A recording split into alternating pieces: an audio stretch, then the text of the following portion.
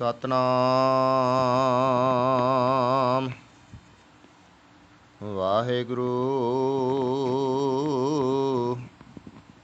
ਸਾਹਿਬ ਜੀ।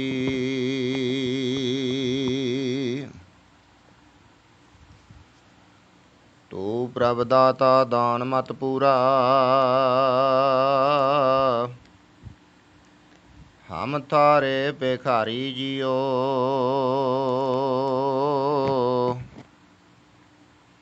ਮੈਂ ਕਿਆ ਮੰਗੋ ਕਿਛ ਥਿਰ ਨਾ ਰਹਾਈ, ਹਰ ਦੀਜੈ ਨਾਮ ਪਿਆਰੀ ਜੀਓ।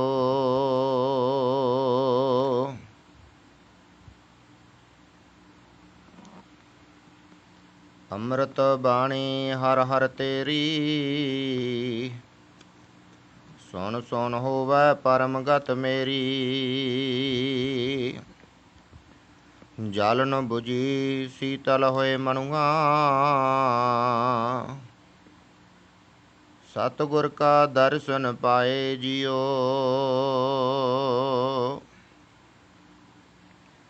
ਪਾਪ ਕਰਹਿ ਪੰਚਾ ਕੇ ਬਾਸਰੇ,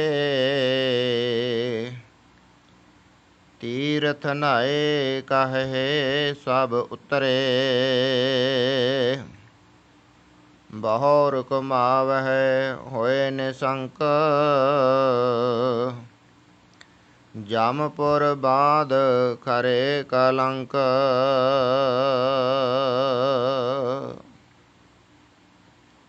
ਵਾਹਿਗੁਰੂ ਜੀ ਕਾ ਖਾਲਸਾ, ਵਾਹਿਗੁਰੂ ਜੀ ਕੀ ਫਤਿਹ। ਸੋ ਗੁਰੂ ਪਿਆਰੀ, ਗੁਰੂ ਸਵਾਰੀ ਸਾਧ ਸੰਗਤ ਜੀ, ਜੋ ਆਪਾਂ ਸਤਿਗੁਰਾਂ ਦੀ ਕਿਰਪਾ ਦੇ ਨਾਲ ਕੁਝ ਕੁ ਸਮਾਂ ਗੁਰਮਤਿ ਵਿਚਾਰਾਂ ਦੀ ਸਾਂਝ ਕਰੀਏ। ਸਤਿਗੁਰੂ ਕਿਰਪਾ ਕਰਕੇ ਸੇਵਾ ਲੈਣ, ਸਮੱਤ ਬਖਸ਼ਣ। ਸੋ ਜੋ ਆਪਾਂ ਪਹਿਲਾਂ ਵੀ ਵਿਚਾਰ ਕੀਤੀ ਸੀ, ਵੇਈਂ ਦੀ ਪੁਕਾਰ ਤੇ ਸਿੱਖ ਦੀ ਦੁਬਿਧਾ, ਜੋ ਆਪਾਂ ਇੱਥੋਂ ਤੱਕ ਵਿਚਾਰ ਕੀਤੀ ਸੀ, ਜੋ ਵੇਈਂ ਸਿੱਖ ਨੂੰ ਕਹਿ ਰਹੀ ਕਿ ਤੂੰ ਗੁਰੂ ਨਾਨਕ ਦੀ ਬਾਣੀ ਰੂਪੀ ਵੇਈਆਂ ਦੇ ਵਿੱਚ ਇਸ਼ਨਾਨ ਨਹੀਂ ਕਰਦਾ, ਤੂੰ ਕੂੜ ਧਾਰੀਆਂ ਦੇ ਅੱਗੇ ਜਾ ਕੇ ਸਿਰ ਝੁਕਾਉਂਦਾ ਹੈ, ਤਾਂ ਜੋ ਤੇਰੇ ਕਾਰਨਾਮੇ ਹਨ ਉਹ ਮੈਨੂੰ ਵੀ ਸ਼ਰਮਸਾਰ ਕਰਦੇ ਹਨ ਕਿ ਮੇਰੇ ਮਾਲਕ ਦੇ ਕੀਤੇ ਉਪਕਾਰਾਂ ਦਾ ਅੱਜ ਇਹ ਹਾਲ ਹੋ ਰਿਹਾ ਹੈ। ਮੈਂ ਤੈਨੂੰ ਅੱਜ ਕਿਹੜੀ ਜ਼ੁਬਾਨ ਨਾਲ ਗੁਰੂ ਨਾਨਕ ਦਾ ਲਾਡਲਾ ਸਿੱਖ ਆਖਾਂ ਕਿ ਐ ਸਿੱਖਾ, ਤੇਰੇ ਕਾਰਨਾਮੇ ਤਾਂ ਮੈਨੂੰ ਵੀ ਸ਼ਰਮਸਾਰ ਕਰਦੇ ਹਨ। ਭੋਲਿਆ, ਮੈਂ ਤਾਂ ਕਾਲੀ ਵੇਈ ਹਾਂ, ਪਰ ਤੂੰ ਤਾਂ ਆਪਣੇ ਆਪ ਨੂੰ ਚਿੱਟਾ ਹੰਸ ਅਖਵਾਉਂਦਾ ਹੈ। ਸਦਕੇ ਜਾਵਾਂ ਤੇਰੀ ਚਲਾਕੀ ਅਤੇ ਮਿੱਠੇ ਬੋਲਾਂ ਤੋਂ। ਤੂੰ ਤਾਂ ਬੜੇ ਦਾਅਵੇ ਅਤੇ ਹੌਂਸਲੇ ਨਾਲ ਥਾਂ ਥਾਂ 'ਤੇ ਸੱਜਣ ਠੱਗ ਦਾ ਨਾਮ ਲੈਂਦਾ ਹੈ, ਪਰ ਕਦੇ ਸੋਚਿਆ ਕਿ ਤੇਰੇ ਮੂੰਹੋਂ ਇਹ ਸ਼ਬਦ ਚੰਗਾ ਨਹੀਂ ਲੱਗਦਾ, ਕਿਉਂਕਿ ਮੇਰੇ ਪਿਆਰੇ ਦੇ ਬਚਨ ਮੰਨ ਕੇ ਸੱਜਣ ਠੱਗ ਤੋਂ ਭਾਈ ਸੱਜਣ ਬਣ ਗਿਆ। ਤੂੰ ਬਾਰ-ਬਾਰ ਉਸ ਨੂੰ ਸੱਜਣ ਠੱਗ ਕਹਿ ਕੇ ਆਪਣੇ ਅੰਦਰ ਦੇ ਭੇਦ ਦੇ ਰਿਹਾ। ਸਤਿਗੁਰੂ ਜੀ ਨੇ ਇੱਕ ਬਚਨ ਕਿਹਾ ਸੀ, ਉਜਲ ਕਹਿਆ ਚਿਲਕਨਾ, ਕੋਟਮ ਕਾਲੜੀ ਮਸ।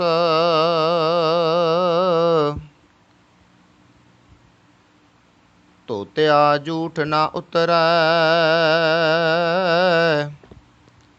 ਜੇ ਸੋ ਧੋਵਾ ਤੈਸਾ ਸੱਜਣ ਸਈ ਨਾਲ ਮੈਂ ਚਲਦਿਆਂ ਨਾਲ ਚਲਾਨਾ। ਜਿੱਥੈ ਲੇਖਾ ਮੰਗੀਐ ਤਿੱਥੈ ਖੜੇ ਦਿਸਾਨਾ। ਸੋ ਗੁਰੂ ਪਾਤਸ਼ਾਹ ਜੀ ਨੇ ਸੱਜਣ ਦੇ ਸਾਹਮਣੇ ਖੜ ਕੇ ਉਸ ਨੂੰ ਕਿਹਾ ਸੀ ਕਿ ਉਜਲ ਕਹਿਆ ਚਿਲਕਣਾ ਘੋਟ ਮਕਾਲੜੀ ਮਸ, ਕਿ ਉਜਲ ਚਿੱਟਾ ਕਾਂਸੀ ਜੋ ਬਹੁਤ ਚਿੱਟੀ ਅਤੇ ਚਮਕੀਲੀ ਚਮਕਦਾਰ ਹੁੰਦੀ ਹੈ, ਕਾਂਸੀ ਦਾ ਭਾਂਡਾ ਜੋ ਬਹੁਤ ਸੋਹਣਾ ਹੁੰਦਾ ਹੈ, ਚਿੱਟਾ ਹੁੰਦਾ ਹੈ, ਪਰ ਕਹਿੰਦੇ ਹਨ ਕਿ ਉਸ ਨੂੰ ਜੇ ਕੁਝ ਸਮਾਂ ਰਗੜੀਏ ਤਾਂ ਉਹਦੇ ਵਿੱਚੋਂ ਕਾਲੀ ਸਿਆਹੀ ਨਿਕਲ ਆਉਂਦੀ ਹੈ, ਕਾਲੋਂ ਨਿਕਲ ਆਉਂਦੀ ਹੈ, ਕਾਲਖ ਨਿਕਲ ਆਉਂਦੀ ਹੈ ਕਿ ਇਹ ਸੱਜਣਾ ਤੇਰਾ ਕਾਂਸੀ ਵਰਗਾ ਹੀ ਹਾਲ ਹੈ। ਤੂੰ ਬਾਹਰੋਂ ਤਾਂ ਬਹੁਤ ਸੋਹਣਾ ਹੈ, ਪਰ ਵਿੱਚੋਂ ਤੂੰ ਉਸ ਕਾਲੀ ਸਿਆਹੀ ਦੇ ਨਾਲ ਭਰਿਆ ਹੋਇਆ, ਕਾਲਖ ਨਾਲ ਭਰਿਆ ਹੋਇਆ ਹੈ। ਧੋਤਿਆ ਝੂਠ ਨਾ ਉਤਰੈ ਜੇ ਸੋ ਧੋਵਾ ਤੈਸ। ਕਹਿੰਦੇ ਭਾਵੇਂ ਇਸ ਨੂੰ ਬਾਹਰੋਂ ਜਿੰਨਾ ਮਰਜ਼ੀ ਸਾਫ਼ ਕਰੀ ਜਾਓ, ਪਰ ਇਹਦੇ ਅੰਦਰ ਦੀ ਕਾਲਖ ਕਦੇ ਵੀ ਨਹੀਂ ਜਾ ਸਕਦੀ। ਬਾਹਰੋਂ ਤੂੰ ਭਾਵੇਂ ਜਿੰਨੇ ਪੁੰਨ ਦਾਨ ਮਰਜ਼ੀ ਕਰੀ ਜਾ, ਪਰ ਜੇ ਤੇਰਾ ਅੰਦਰ ਸਾਫ਼ ਨਹੀਂ, ਜੇ ਤੂੰ ਅੰਦਰੋਂ ਸਾਫ਼ ਨਹੀਂ, ਬਾਹਰੋਂ ਧੋਣ ਦਾ ਵੀ ਇਹਨੂੰ ਕੋਈ ਫਾਇਦਾ ਨਹੀਂ। ਧੋਤਿਆ ਝੂਠ ਨਾ ਉਤਰੈ ਜੇ ਸੌ ਧੋਵਾ ਤੈਸ। ਭਾਵੇਂ ਇਹਨੂੰ 100 ਵਾਰ ਇਹਨੂੰ ਮਾਂਜ ਲਵੋ, ਸੈਂਕੜੇ ਵਾਰ ਹੀ ਇਸ ਨੂੰ ਧੋ ਲਵੋ, ਪਰ ਇਹਦੀ ਅਸ਼ੁੱਧਤਾ ਕਦੇ ਦੂਰ ਨਹੀਂ ਹੋਣੀ। ਸੱਜਣ ਸੇ ਨਾਲ ਮੈਂ ਚਲਦਿਆਂ ਨਾਲ ਚਲਨ, ਕਿ ਕੇਵਲ ਉਹੀ ਮਿੱਤਰ ਹਨ ਕਿ ਜਦ ਮੈਂ ਜਾਵਾਂ ਤੇ ਮੇਰੇ ਨਾਲ ਚੱਲਣ। ਅਸਲ ਸੱਜਣ ਉਹ ਹਨ ਜਿਹੜਾ ਤੇਰੇ ਅੰਤ ਤੱਕ ਤੇਰੇ ਨਾਲ ਨਿਭ ਜਾਵੇ। ਜਿੱਥੈ ਲੇਖਾ ਮੰਗੀਐ ਤਿੱਥੈ ਖੜੇ ਦਸਨ, ਅਤੇ ਜਿੱਥੇ ਲੇਖਾ ਜੋਖਾ ਹੋਣਾ ਹੈ, ਜੋ ਤੇਰੇ ਕਰਮਾਂ ਦਾ ਹਿਸਾਬ ਹੋਣਾ ਹੈ, ਉੱਥੇ ਤੇਰੇ ਸਾਹਮਣੇ ਖੜੇ ਤੈਨੂੰ ਦਿਸ ਪੈਣ। ਅਸਲ ਸੱਜਣ ਤੇਰੀ ਉਹੀ ਹਨ, ਪਰ ਇਹ ਤੇਰੇ ਸੱਜਣ ਜੋ ਤੂੰ ਦਿਖਾਵੇ ਦੇ ਕਰਦਾ ਹੈ, ਇਹ ਸਿਰਫ ਇੱਥੋਂ ਤੱਕ ਹੀ ਸੀਮਤ ਹੈ, ਤੇਰੇ ਨਾਲ ਅੱਗੇ ਨਿਭਣ ਵਾਲੇ ਨਹੀਂ ਹਨ। ਸੋ ਸਤਿਗੁਰੂ ਪਾਤਸ਼ਾਹ ਨੇ ਜਦੋਂ ਸੱਜਣ ਨੂੰ ਇਸ ਤਰ੍ਹਾਂ ਕਰਕੇ ਸ਼ਬਦ ਕਹੇ ਤਾਂ ਸੱਜਣ ਥਰ ਥਰ ਕੰਬਣ ਲੱਗਾ, ਭੁੱਬਾਂ ਮਾਰ ਰੋ ਉੱਠਿਆ ਅਤੇ ਗੁਰੂ ਜੀ ਦੇ ਚਰਨ ਉਸ ਨੇ ਆਪਣੇ ਹੰਝੂਆਂ ਦੇ ਨਾਲ ਧੋ ਦਿੱਤੇ। ਅਤੇ ਭਾਈ ਸੱਜਣ ਹੋ ਨਿਤਰਿਆ। ਜਿਸ ਨੂੰ ਸੱਜਣ ਦੀ ਕਤਲਗਾਹ ਕਹਿੰਦੇ ਸਨ, ਉਹ ਸੱਜਣ ਦੀ ਧਰਮਸ਼ਾਲ ਬਣ ਗਈ। ਉਸ ਨੂੰ ਧਰਮਸ਼ਾਲਾ ਦਾ ਨਾਮ ਦਿੱਤਾ ਗਿਆ। ਪਰ ਇਹ ਸਿੱਖਾ ਜਰਾ ਸੋਚ, ਤੂੰ ਤਾਂ ਧਰਮਸ਼ਾਲਾ ਵੀ ਕਤਲਗਾਹ ਬਣਾ ਛੱਡੀਆਂ ਨੇ। ਵੇਈ ਕਹਿਣ ਲੱਗੀ, ਤੂੰ ਬਾਣੀ ਪੜ੍ਹਨ ਅਤੇ ਸੁਣਨ ਦਾ ਢੋਂਗ ਕਰਦਾ ਰਿਹਾ, ਪਰ ਤੇਰੇ ਅੰਦਰ ਦਾ ਠੱਗ ਤਾਂ ਅਜੇ ਵੀ ਜਿਉਂਦਾ ਹੈ। ਤੂੰ ਤਾਂ ਖੁਦ ਭਾਈ ਨਾ ਬਣ ਸਕਿਆ, ਕੀ ਤੂੰ ਭਾਈ ਸੱਜਣ ਨੂੰ ਸੱਜਣ ਠੱਗ ਕਹਿਣ ਦੇ ਹੱਕਦਾਰ ਹੈ? ਜਰਾ ਸੋਚ, ਯਾਦ ਕਰ ਉਹ ਸਮਾਂ ਜਦੋਂ ਬਾਬਰ ਹਿੰਦ 'ਤੇ ਚੜ੍ਹ ਕੇ ਆਇਆ ਅਤੇ ਹਰ ਪਾਸੇ ਵਿਧਵਾਵਾਂ ਦੇ ਵਹਿਣ, ਮਾਸੂਮਾਂ ਦੇ ਹਉਕੇ ਸੁਣਦੇ ਸਨ। ਮੇਰੇ ਪਿਆਰੇ ਗੁਰੂ ਨਾਨਕ ਨੇ ਬਾਬਰ ਨੂੰ ਜਾਬਰ ਕਹਿ ਕੇ ਵੰਗਾਰਿਆ ਸੀ। ਬਾਬਰ ਸ਼ਾਹ ਮੇਰੇ ਸੱਚੇ ਪਾਤਸ਼ਾਹ ਦੇ ਚਿਹਰੇ ਦੀ ਨੂਰਾਨੀ ਤਾਬ ਨਾ ਚੱਲ ਸਕਿਆ। ਗੁਰੂ ਜੀ ਨੇ ਬਚਨ ਕੀਤਾ ਸੀ, ਖੁਰਾਸਾਨ ਖਸਮਾਨਾ ਕੀਆ ਹਿੰਦੁਸਤਾਨ ਡਰਾਇਆ, ਆਪੇ ਦੋਸ਼ ਨਾ ਦੇਈ ਕਰਤਾ ਜਮ ਕਰ ਮੁਗਲ ਚੜ੍ਹਾਇਆ, ਏਤੀ ਮਾਰ ਪਈ ਕਰਲਾਣੈ ਤੈ ਕੀ ਦਰਦ ਨਾ ਆਇਆ। ਸਤਿਗੁਰੂ ਜੀ ਦੇ ਇਹ ਬਚਨ ਸੁਣ ਕੇ ਬਾਬਰ ਦਾ ਜ਼ਮੀਰ ਰੋ ਉੱਠਿਆ, ਸਤਿਗੁਰੂ ਜੀ ਦੇ ਚਰਨਾਂ 'ਤੇ ਢਹਿ ਪਿਆ ਤੇ ਫਿਰ ਗੁਰੂ ਜੀ ਦਾ ਹੀ ਹੋ ਕੇ ਰਹਿ ਗਿਆ। ਉਸ ਵੇਲੇ ਦੇ ਸਮੇਂ ਨਾਲੋਂ ਵੀ ਭਿਆਨਕ ਸਮੇਂ ਹੁਣ ਦੇਖਣ ਨੂੰ ਮਿਲਦੇ ਹਨ। ਕਈਆਂ ਮਾਵਾਂ ਦੇ ਪੁੱਤ, ਭੈਣਾਂ ਦੇ ਵੀਰ, ਸੁਹਾਗਣਾਂ ਦੇ ਪਤੀ, ਮਾਸੂਮ ਬੱਚਿਆਂ ਦੇ ਬਾਪ ਘਰੇ ਵਾਪਸ ਨਹੀਂ ਆਉਂਦੇ। ਕਤਲ ਕਰਕੇ ਲਾਸ਼ ਵੀ ਖਤਮ ਕੀਤੀ ਜਾਂਦੀ ਹੈ। ਕਈਆਂ ਦੇ ਡੇਰਿਆਂ ਵਿੱਚ ਧੀਆਂ ਭੈਣਾਂ ਨੂੰ ਬੇਇੱਜ਼ਤ ਕੀਤਾ ਜਾਂਦਾ ਹੈ। ਮੇਰੇ ਪਿਆਰੇ ਨਾਨਕ ਦੇ ਮੁਰੀਦ ਅਖਵਾਉਣ ਵਾਲੇ ਸਿੱਖਾਂ ਨੇ ਜ਼ੁਲਮ ਜਬਰ ਨੂੰ ਕੀ ਵੰਗਾਰਨਾ ਸੀ। ਇਹ ਤਾਂ ਆਪ ਖੁਦ ਜਾਬਰ ਦੀਆਂ ਮਹਿਫਲਾਂ ਦਾ ਆਨੰਦ ਮਾਣ ਰਹੇ ਹੁੰਦੇ ਨੇ। ਮੈਂ ਕੀਰਨੇ ਪਾਉਂਦੀ ਰਹੀ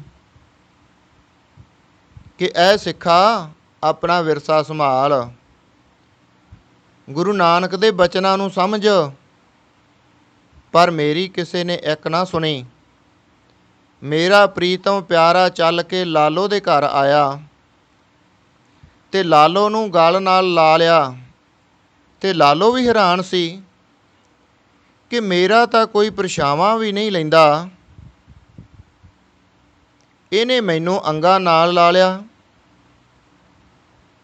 ਫਿਰ ਲਾਲੋ ਦੇ ਘਰੋਂ ਕੋਧਰੇ ਦੀ ਰੋਟੀ ਖਾਧੀ। ਮਲਕ ਭਾਗੋ ਦੇ ਦੇਸੀ ਘਿਓ ਵਿੱਚ ਬਣੇ ਖੀਰ ਪੂੜੀਆਂ ਨਹੀਂ ਖਾਧੇ ਤੇ ਬਚਨ ਕੀਤਾ, ਨੀਚਾ ਅੰਦਰ ਨੀਚ ਜਾਤ, ਨੀਚੀ ਹੁਵਤ ਨੀਚ, ਨਾਨਕ ਤਿਨ ਕੈ ਸੰਗ ਸਾਥ, ਵੱਡਿਆ ਸੋ ਕਿਆ ਰੀਸ, ਜਿੱਥੈ ਨੀਚ ਸੰਭਾਲੀਅਨ ਤਿੱਥੈ ਨਦਰ ਤੇਰੀ ਬਖਸ਼ੀਸ। ਪਰ ਅੱਜ ਗੁਰੂ ਨਾਨਕ ਦਾ ਸਿੱਖ ਅਖਵਾਉਣ ਵਾਲਾ ਮਿਹਨਤੀ ਗਰੀਬ ਲਾਲੋ ਦਾ ਨਾਮ ਲੈਣ ਲਈ ਵੀ ਰਾਜੀ ਨਹੀਂ, ਕਿਉਂਕਿ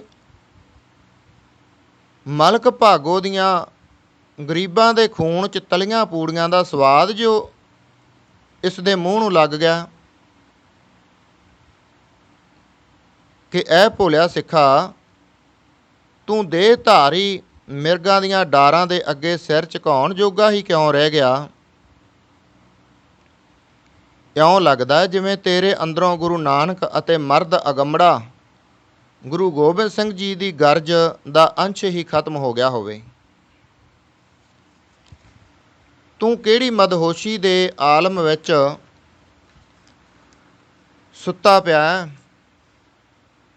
ਤੈਨੂੰ ਕੌਣ ਜਗਾਵੇ। ਜਦੋਂ ਤੂੰ ਮੇਰੇ ਪ੍ਰੀਤਮ ਪਿਆਰੇ ਦੇ ਬਚਨ ਸੁਣ ਕੇ ਨਹੀਂ ਜਾਗਦਾ ਤਾਂ ਮੇਰੀ ਨਿਮਾਣੀ ਦੀਆਂ ਲਹਿਰਾਂ ਦੀ ਆਵਾਜ਼ ਦਾ ਤੇਰੇ 'ਤੇ ਕੀ ਅਸਰ ਹੋਣਾ। ਪਰ ਜਦੋਂ ਉਸ ਦੀ ਯਾਦ ਵਿੱਚ ਬੈਠਦੀ ਹਾਂ ਤਾਂ ਉਹ ਮੈਨੂੰ ਕਦੇ ਲਾਲੋ ਦੇ ਘਰ ਕੋਧਰੇ ਦੀ ਰੋਟੀ ਖਾਂਦਾ ਅਤੇ ਕਦੇ ਬਾਬਰ ਨੂੰ ਵੰਗਾਰਦਾ ਤੇ ਕਦੇ ਭੁੱਲਿਆਂ ਨੂੰ ਰਾਹੇ ਪਾਉਂਦਾ ਤੇ ਕਦੇ ਕਰਤਾਰਪੁਰ ਵਿੱਚ ਹਲ ਵਾਹੁੰਦਾ ਹੀ ਨਜ਼ਰ ਆਉਂਦਾ ਹੈ। ਤੂੰ ਸ਼ੰਕਾ ਕੀਤੀ ਸੀ ਕਿ ਮੇਰਾ ਪਹਿਲਾਂ ਵਾਂਗ ਵਹਿਣ ਕਿਉਂ ਨਹੀਂ ਚੱਲ ਰਿਹਾ, ਕਿਉਂਕਿ ਮੈਂ ਪਿਆਰੇ ਦੇ ਅੰਗ ਲੱਗਣ ਨਾਲ ਸ਼ਾਂਤ ਹੋ ਗਈ ਸੀ। ਪਰ ਹੁਣ ਕਈ ਤੀਬਰ ਵਾਂਗ ਵੇਗ ਧਾਰਾਵਾਂ ਦੇ ਕੁਝ ਅੰਸ਼ ਮੇਰੇ ਵਿੱਚ ਸਮਾਉਂਦੇ ਹਨ।